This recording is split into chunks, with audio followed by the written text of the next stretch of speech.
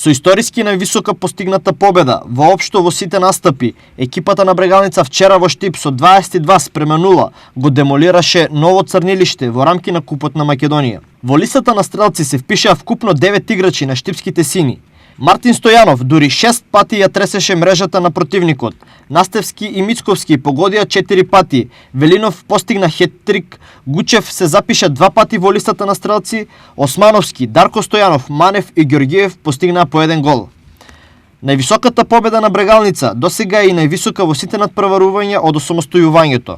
Досега високи победи имаат извојувано Вардар, кој своевремено го победи Рудар со 16:1 и Работнички со победа од 15:0 во рамки на првото коло на Купот на Македонија пред 10 години.